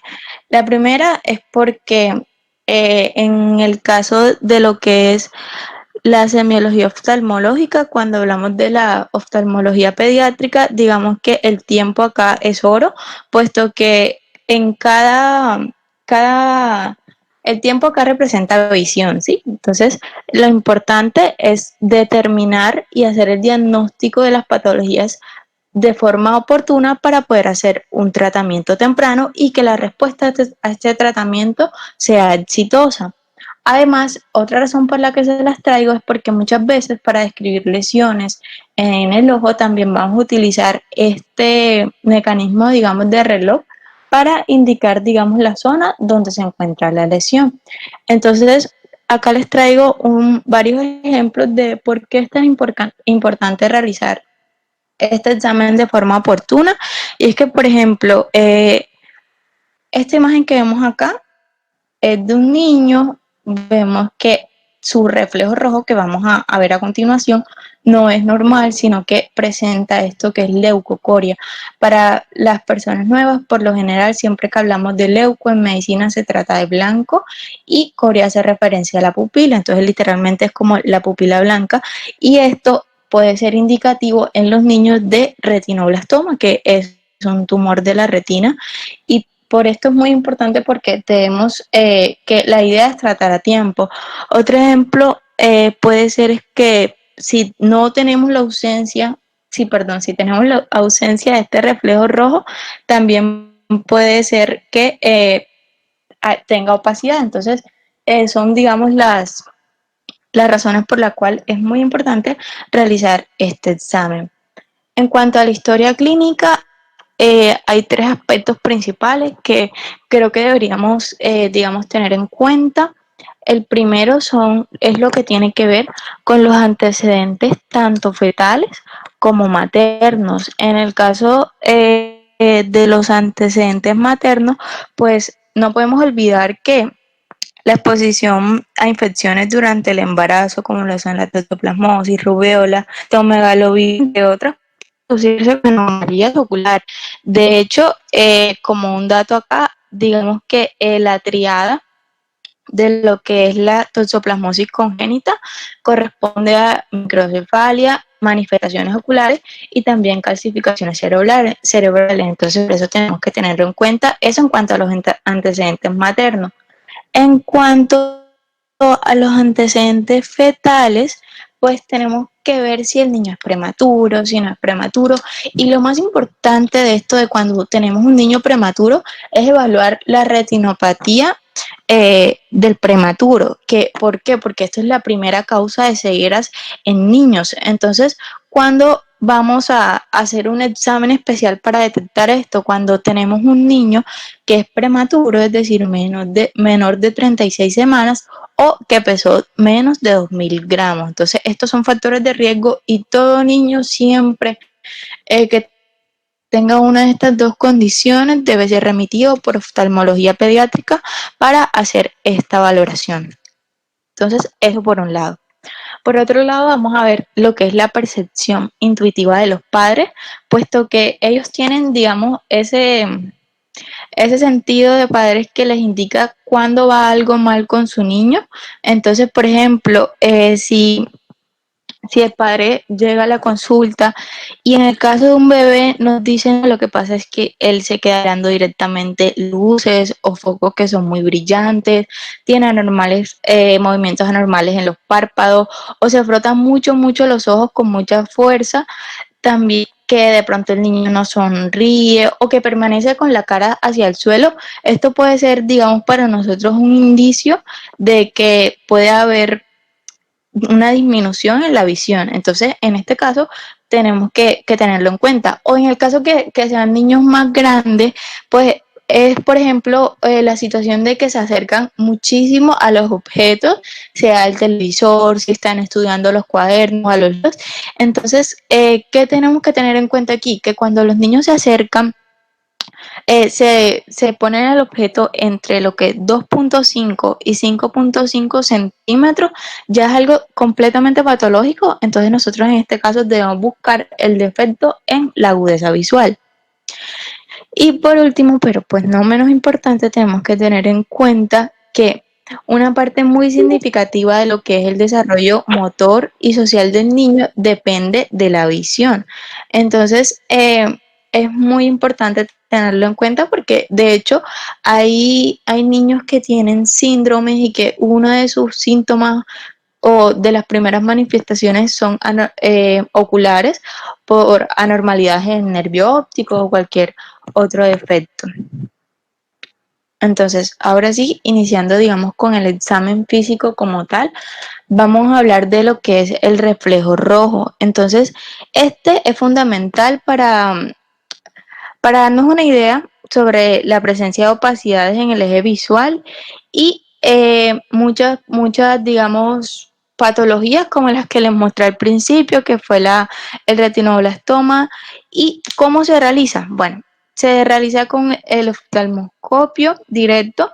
Vamos a hacerlo preferiblemente, o es necesario que se haga más bien en un ambiente oscuro, y vamos a iluminar las pupilas del bebé a 45 centímetros de distancia. Entonces, este reflejo, lo normal es que sea simétrico en ambos ojos, y aquí les muestro una imagen de pues cómo debe ser este reflejo normalmente. Cuando tenemos alteraciones, debemos buscar más adelante, como por ejemplo ese que ya se los había mostrado, que no tiene el reflejo rojo, sino que vemos una leucocoria, es decir, reflejo blanco porque la pupila se ve blanca, y esto es indicativo de un retinoblastoma. Entonces, esto es algo muy importante y que debemos realizar a todos los niños. Digamos, es el primer punto que debemos evaluar.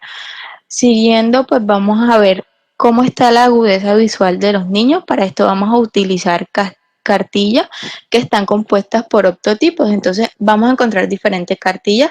Esta que les estoy señalando es como la más conocida, que es la de Snell, pero muchas veces no la podemos usar en todos los niños, porque si son niños que aún no están, digamos, capacitados, no saben todavía el abecedario, no nos van a poder responder con esta pieza. Entonces, existen otras que son, por ejemplo, esta, que es la letrada, y también existen otras que son como con objetos, con muñequitos y eso, y así le podemos preguntar al niño. En el caso de esta, pues, en mi universidad la doctora siempre nos enseñaba, era como, pues le dicen al niño que esto es una mesita, entonces, que para dónde están las paticas de la mesa, si hacia arriba, hacia abajo, hacia un lado, hacia el otro. Entonces, de esta forma, ellos, digamos, que nos pueden indicar, y así podemos evaluar de forma confiable su agudeza visual. Ahora, ¿cómo se realiza? Esto es muy importante. La distancia que debe haber entre la cartilla y el niño debe ser normalmente de 3 metros, y esto equivale a 20 pies. Entonces, de estos 20 pies es donde sale lo que nosotros leemos en la fórmula o que nos dicen de la visión 20/20, etcétera. ¿Y qué es lo que quiere decir una visión 20/20? Esto es una fracción, y lo que hace es determinar, digamos, que, o sea, significa que la persona es capaz de leer a 20 pies lo que debería. Si tenemos, siempre va a ir 20, 40, o sea, 20 que se refiere a la distancia, los 20 pies va a ir de primero. Y de segundo va a ir la distancia, la capacidad que esa persona tiene para leer. Entonces, si encontramos, por ejemplo, 20/40, quiere decir que esa persona lee a 20 pies lo que una persona con agudeza visual normal lee a 20. No sé si me entienden, si me hice explicar, entonces me dicen a ver si está claro o si explico un poco mejor eso. Vamos a continuar. Una vez, esto es también otra cosa que debemos evaluar, es el reflejo de Marcus Gunn. Y bueno, este nos va a ayudar para evaluar lo que es la integridad del nervio óptico. Entonces, ¿cómo es? Voy a utilizar esta imagen para explicarles. Lo que vamos a hacer es que vamos a pedirle a nuestro paciente que fije la mirada en un objeto lejano. Entonces vamos a iluminar el ojo y ese ojo iluminado debe producir miosis. Para las personas que de pronto no conocen los términos, miosis es, digamos, una disminución en el diámetro de la pupila, la contracción de la pupila, que es lo contrario de la midriasis, que es cuando la pupila se pone grande. Una forma para que se lo aprenda, miosis o chiquito, midriasis se pone grande. Entonces, miosis o de chiquito. Entonces, bien. ¿Cómo sucede o cuál es la fisiología de este reflejo rojo, de este reflejo de Markov-Guin, perdón? Entonces, como les dije, iluminamos a nuestro paciente y sabemos que van las fibras, voy a tratar de ser clara, entonces, las fibras de la parte temporal no se van a cruzar, sino que van a seguir su camino, mientras que la de la parte nasal se van a cruzar en medio para formar el quiasma óptico. Entonces, ¿cómo funciona este reflejo? Luego de que las fibras pasan y se entrecruzan, llegan a los núcleos preceptales. Y aquí vamos a ver esa es la primera neurona. Acá vamos a ver la segunda neurona que va a tener una fibra a los núcleos de Eddington-Westphal y va a hacerlo tanto o sea, de ambos núcleos, es decir, ipsilateral, y por esto es que se ve, digamos, una respuesta en ambas pupilas, como pueden observar, porque después de este núcleo de Eddington-Westphal van a pasar al ganglio ciliar. Entonces, esto básicamente es el reflejo de Markov-Guin. Pero lo que nosotros tenemos que saber, digamos, en la práctica es que, ¿qué vamos a hacer? Le iluminamos a nuestro paciente el ojo, entonces esto se va a producir la miosis, esperamos unos 5 segundos y luego en el otro ojo también vamos a hacer lo mismo, debe producirse la miosis y esto es lo normal. El reflejo de Markov-Guin positivo es que cuando iluminamos un ojo, vamos a observar una midriasis paradójica, es decir, no se nos va a poner la pupila chiquita, sino que se nos va a poner grande o en otro contexto, más bien, no es que no se va a poner grande, sino que simplemente la señal no se llevó, entonces no vamos a notar cambios, ¿sí? Eso es básicamente lo que es este reflejo. Y una vez que hayamos evaluado este reflejo, vamos a proceder con lo que son los movimientos oculares. Para estos movimientos oculares, les traje esta imagen como para recordar los músculos. Sabemos que los ojos los sostienen principalmente 4 músculos externos. Este es bueno, a mí me gusta más como recto lateral y recto medial para que se entienda un poco más. Entonces vamos a nombrarlo mejor como recto lateral y este que vemos acá atrásito sería el recto medial. Por acá tenemos el recto superior, este sería el recto inferior, este sería el oblicuo inferior y este el oblicuo superior. ¿Qué es importante aquí y qué vamos a evaluar con los movimientos oculares? Que tanto los músculos como los nervios que los inervan se encuentran en perfectas condiciones. Entonces, ¿cómo vamos a hacer para aprendernos qué nervio inerva cada uno?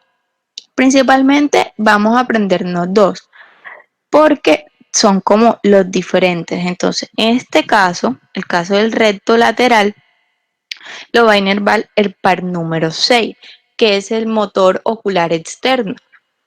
Entonces lo podemos relacionar muy fácil porque como es el lateral o el externo, lo inerva el motor ocular externo.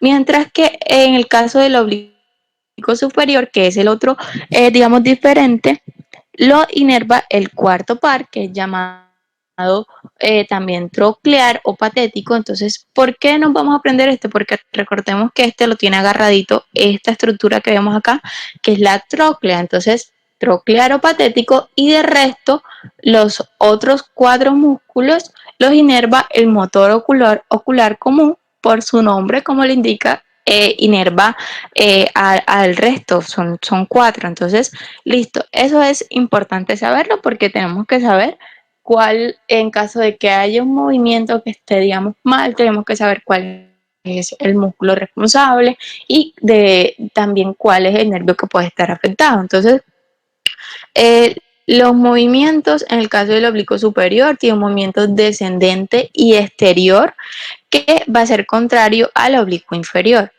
El recto superior, un movimiento hacia arriba, el inferior va a tener un movimiento.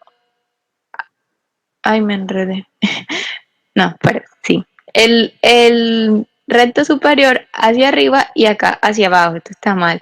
Y el recto lateral, movimiento exterior, y el recto interno, movimiento interior o hacia adentro. Acá les tengo como una tablita que nos relaciona todo eso que vimos anteriormente. Que bueno, cada músculo, cuál es su inervación, como les dije, recto lateral, sexto par, que es el motor ocular externo, o recto lateral o recto externo, y lo que va a ser abducción, movimiento hacia afuera. ¿Cómo hacemos para aprendernos abducción, aducción? No, es que me enredo. Abducción, tenemos aquí esta B de abrir hacia afuera, abrir, mientras que aducción de hacia adentro, listo. Solamente tiene la D, en cambio abducción B de abrir hacia afuera. Entonces es como algo para ayudarnos a aprender. Como les dije, los dos diferentes son el recto lateral, que es inervado por el sexto par o motor ocular externo, y este que es el oblicuo superior, que lo inerva el cuarto par o troclear, porque al recto superior, al oblicuo superior es el que tiene, digamos, atrapadito ahí la tróclea. Entonces el resto los va a inervar el 3. Ahora, vamos a hablar de estos nombres que están acá. Pues cuando hablamos de movimientos de un solo ojo, entonces cuando hablamos de elevación, normalmente se le puede llamar elevación o supraducción. Y si es hacia abajo, se le puede llamar infraducción o también puede ser depresión. Listo. Cuando hablamos eh, sí, o sea, de giros torsionales, aquí vamos a hablar de lo que es cicloducción. Entonces, esto se lo voy a explicar mejor con esta imagen. Aducción hacia adentro, la D de adentro, abducción hacia afuera, AB de abrir, infraducción o depresión hacia abajo, supraducción o elevación hacia arriba. Esto, o sea, cuando hablamos de intorsión o también incicloducción, en este caso vamos a referirnos a lo que es la rotación en dirección nasal. Cuando esto lo vamos a tener en cuenta, como les mostré la imagen al principio de ese relojito que tenemos también en el ojo. Entonces, esta se va a referir a la rotación en dirección nasal de la posición de las 12 en el reloj de la córnea. Y esta, que es lo contrario, el cicloducción, vamos a hablar de la rotación en sentido temporal de la posición del reloj de la córnea, ¿sí? Entonces, bueno, eso en cuanto a los movimientos oculares. ¿Y cómo los evaluamos? Pues normalmente lo que haremos es simplemente tomar un objeto llamativo, sea con luces, con sonido, algo que le llame la atención al niño, y nos ponemos al frente de él y lo movemos hacia arriba, hacia abajo, hacia los lados, para verificar todos estos movimientos. ¿Listo? Entonces, eso es básicamente. Vamos a continuar con otro tema que es muy, pero muy, pero muy importante en nuestros chiquitos, que es el estrabismo. Esta patología pues se caracteriza porque no hay una alineación, digamos, en los ojos, y es importante diagnosticarlo porque esto nos puede producir ambliopía más adelante. Entonces, ¿qué es la ambliopía? Ambliopía es simplemente que sabemos que el ojo y el cerebro deben trabajar, digamos, en conjunto, o sea, ellos son un equipo para poder funcionar bien. Entonces, cuando este equipo no está funcionando bien o no están trabajando juntos de la forma correcta, aunque el ojo se ve normal, digamos que el cerebro no lo está utilizando. Entonces ese ojo está como perezosito, de hecho eso también se le llama ojo perezoso.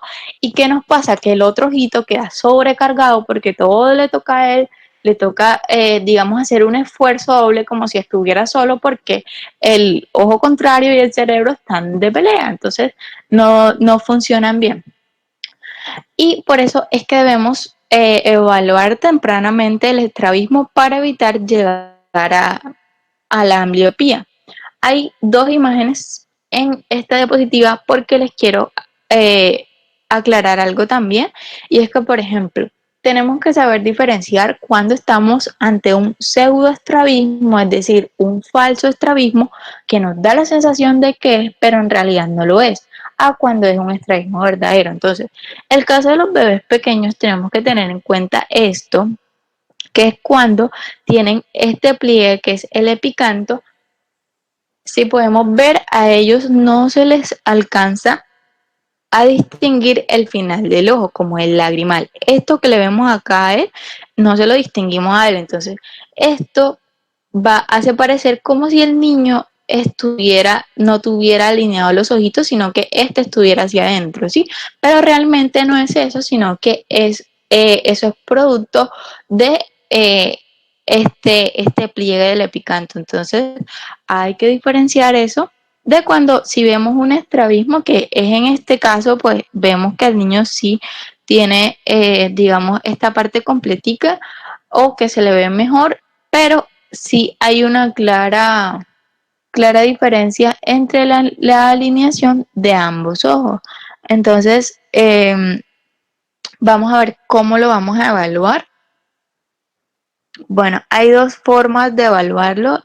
El primero es el método de Hirschsprung, y en este caso, pues lo que vamos a hacer es que con el oftalmoscopio vamos a iluminar las córneas de nuestro paciente y vamos a observar que se va a reflejar como una luz en un punto. Normalmente esto aparece como reflejo corneal y se encuentra en el centro o un poquito, digamos, nasal, que este sería, digamos, el reflejo normal. Pero cuando existe, digamos, un ojito que se encuentra descentrado hacia el lado nasal, es porque se trata de una exotropia. O sea, aquí es, digamos, lo contrario.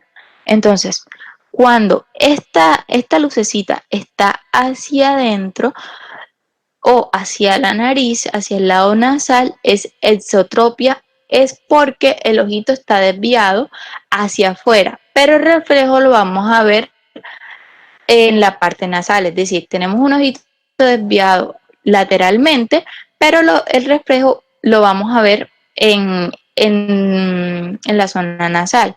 Y lo contrario acá cuando hablamos de endotropia. Entonces, vamos a ver el reflejo en la parte externa, pero el ojito en realidad está desviado hacia la parte interna. Es decir, es lo contrario.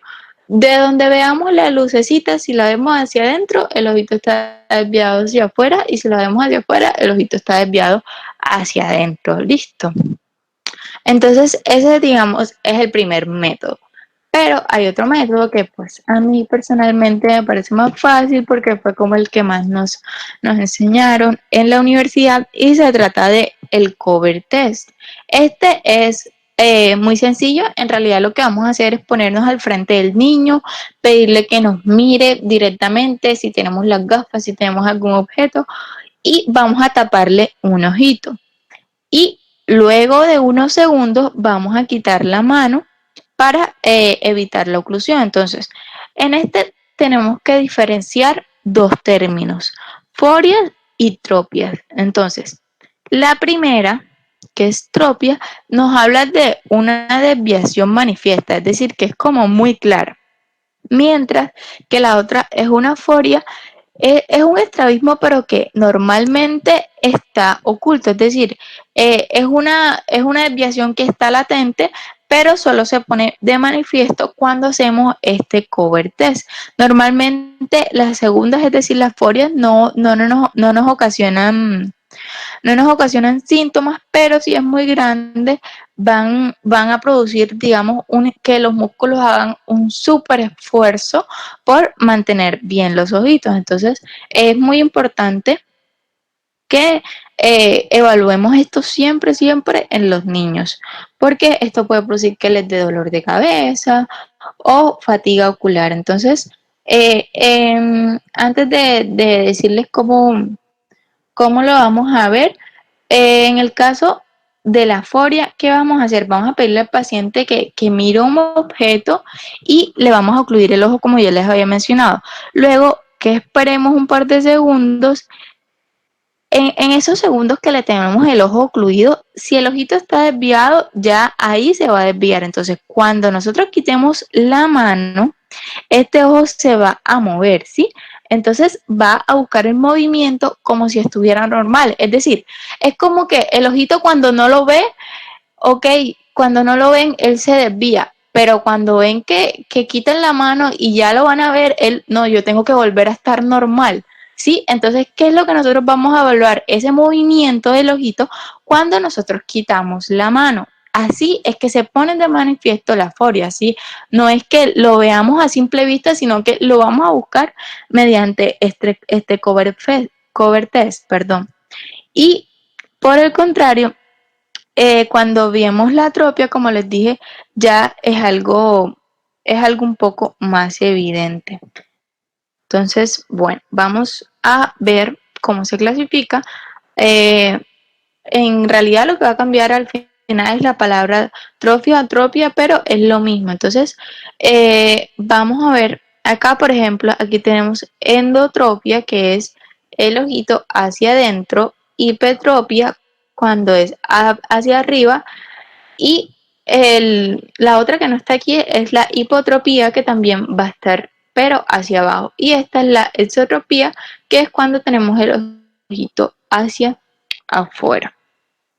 Entonces, bueno, por último, vamos a ver lo que es la oftalmoscopia directa. Este examen, o que también pues se le llama fondo de ojo, va a ser necesario para evaluar el nervio óptico. Entonces, lo principal, digamos, aquí es como ver acá los bordes que se encuentren definidos, que se encuentren regulares, porque hay patologías como por ejemplo el papiledema, que puede que estos bordes se vean difusos. Entonces, también otro aspecto que vamos a ver es la mácula, que siempre la vamos a encontrar hacia el lado temporal, y es como una parte un poco más oscurita, y en esta parte, digamos, oscurita en la mitad, vamos a encontrar una iluminación. Déjenme les muestro que es como esta, que va a ser la fóvea. Entonces, también es importante ver que todo se encuentre normal. Esta es una imagen de un fondo de ojo normal, y es como lo que nosotros deberíamos encontrar, ¿sí? Entonces, pues eso básicamente, espero que haya sido un poco clara, que hayan entendido, y si no, pues cualquier cosa me preguntan y repetimos a ver de otra forma para que se entienda mejor. Y bueno, muchas gracias.